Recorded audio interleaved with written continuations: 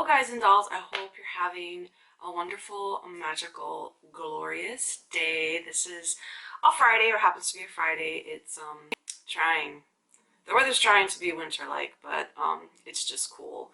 But I can't complain because I'm not dying of the heat. But anyway, this is going to be kind of a magical video, and I'm going to try not to do this too much because I am lately just talking with these hands and it's driving me crazy. But yes, this is going to be a more fun video. This is about 7 of the most dangerous magical books of all time.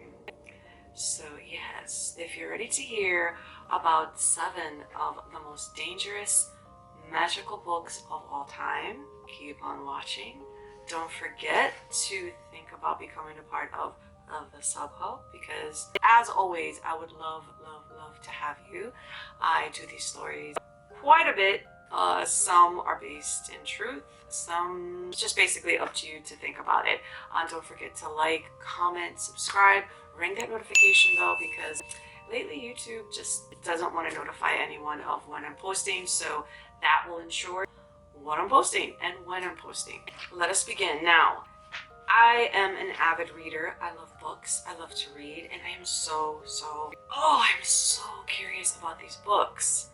But what you have to remember whenever you're reading a book, remember in history, when historians, when people in power, powers that be, they've gone through stages where they burn and trash certain books, certain information, certain history. They trash it. They burn it. Why? Because knowledge is power. And we as consciousness first, because we're consciousness first before we are these things we call bodies, okay? We are not the skin, and that consciousness is immortal. So in a way we are immortal. We are not immortal in these human bodies, but our spirit, our soul, whatever you want to call it, is. And when we write, because our thoughts are things, and we are energy, we are atoms vibrating at all times, we are pure energy. So anything we do is symbolic of that energy, don't you think? So these books, yes, they're books now, and at one point they've been, you know, passing hand in hand. I don't know if everything that I've looked up is 100% true. Excuse me, I can't vouch for that. This is information that I found online that you can also find as well. Am I telling you to read these books? No. It's just something that's good to know. Like I said, knowledge is power. To know these are out there so that you know if you ever come across it, you may want to go in the other direction. Because the people who wrote these books, they were like you and me. Maybe some not of this earth, who knows? Do you know? I know I'm not sure of that. They wrote these books on this earth, I think. And, you know, they were using what God, what that being who has created our consciousness gave us all. The power of vibration, the power of our physical energy, the power of our thoughts being things that we can project through the planet without ever having to go to that part of the world that you're projecting your energy to. So yes, keep that in mind whenever you're reading books, and whenever you're reading about books. That's why it is dangerous to read certain things. It is dangerous to pick up a certain book that someone else has written, especially a magical one, and think that nothing will happen, and think that it doesn't really matter, because it absolutely does. So without further delay, and without keeping you on the tips of your toes, let us begin. I'm going to begin with the first one. And this is the Necronomicon. I think the Necronomicon, who doesn't know of it, this thing was written by H.P. Lovecraft. You do know this book is not real, but because so many people have put so much energy into... How many people don't love H.P. Lovecraft and his very strange writings? They've put energy into this. Thoughts are things, and they've made it into something that it wasn't before. When H.P. Lovecraft wrote this book, he said a lot of his ideas and a lot of his writings came from his dreams. I don't know if anything was wrong with H.P. Lovecraft. I don't know if he was being haunted or he Who knows, maybe, I don't want to say possessed, but maybe he was being influenced by a very low negative energy. Who knows? But this book is, some of the copies, some of the books out there with the name Necronomicon are pretty dangerous. But this was supposedly bound in human skin, the original. This is supposed to reanimate the dead. That's the sole purpose of the Necronomicon. In Massachusetts, at the Miskatonic University, has an unabridged copy. So I suppose if you lived in Massachusetts, you can go check it out at your own risk, of course. Not saying you should. Book number 2, Rare Spell Books, Grimoires, Witches Spell Books. So there is said to be many of, well, not many, but there is one of these rare spell books that you could call a grimoire or a witch's spell book that was sold on the internet for over $14,000 in 2013. That wasn't that long ago. It was said to be owned by a high priestess of magic, and I'm sure that word magic is spelled with a CK, not with an IC.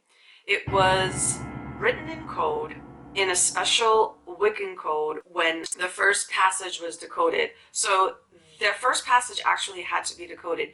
It was a warning. Now, the code that was decoded was a warning to not read any further if you are not from the Wiccan order. Any type of book like this, if you knew it was from a witch or some high priestess, or so-called, I should say, when they die, the book should be burned. Now, that's what they say. But on to book number 3, The Orphan's Story. This was published in 2018 and written between 1608 and 1615.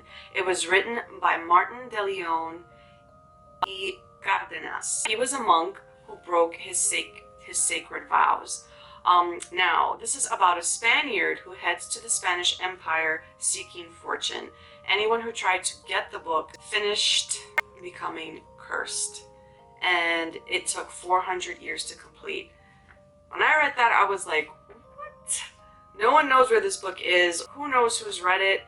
And why anyone would want to read a story about a Spaniard who heads to the Spanish Empire seeking fortune? I don't know what could possibly be in there, but that was book number 3. Book number 4, The Book of the Sacred Magic of Abramelin the Mage. Now, they're saying that this book is really sought after by magicians who want to not only give you the illusion of magic, but they really want to create some sort of magic. And we as human beings, we create magic every day, because if our thoughts are things, imagine what you could do with the right thought process and the right projection of your energy. We create magic every day, but for those who don't believe in that and they want concrete things to happen before their eyes and before the eyes of others, they say that this is the book that they follow to do that. But this is a 3-part 15th century book of mystic arts written by Abraham for his son Lamech.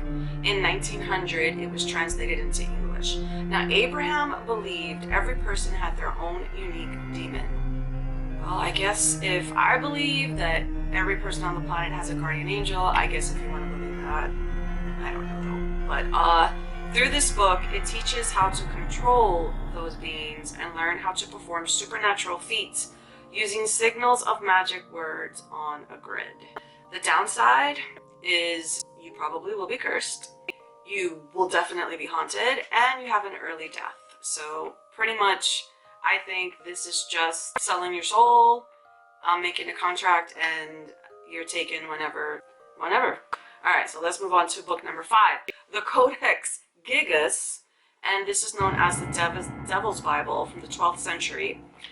Now, this was another monk who broke his spiritual vows and entombed to die behind a wall.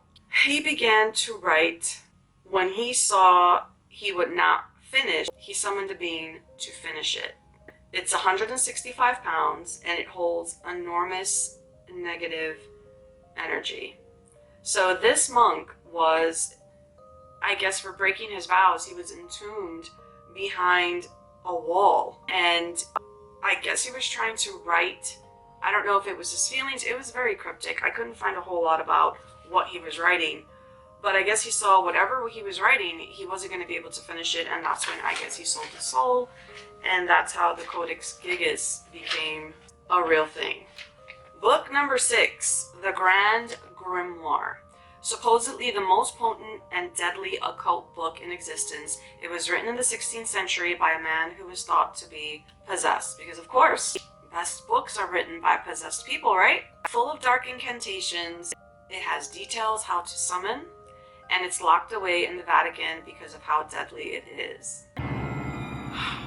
Now, if you read this book, or if you're dumb enough, I guess anyone in the Vatican who is dumb enough to open it up and try to read it, it means you're offering your soul up to the guy downstairs. Lovely. Now, the last and most magical and dangerous book in existence, or I should say one of the most, is the Book of Soyga. This was again created in the 16th century. This is a Latin essay about demonology.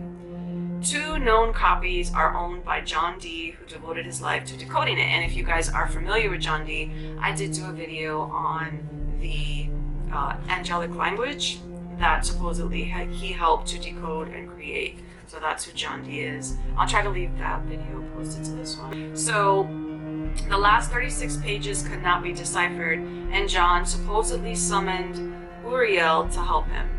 And I have no idea if I want to say that particular angel, I don't know, I'm not going to say if it's good or bad or light or dark, I'm not really sure. Uriel said the book came into existence when Adam ended paradise and could only be interpreted by Archangel Michael. If any human figures the last 26 pages out, he is destined to die 2.5 years later. That is just, if that doesn't leave you wondering, if that doesn't leave you kind of disturbed in the books that are out there that you could possibly get your hands on and take a look at, oh God, the temptation to read those books would be out of control. But you know what? Definitely not recommending that you ever read anything even close to the books on this list. This is just for fun. I wanted to kind of pique your interest and just create a fun, weird video that could possibly be 100% true. So that was my only thought in creating this video. So please be safe. Make good and spiritually good reading decisions. Guys, until my next video, thanks for watching if you reached the end, and I will see you in my next video.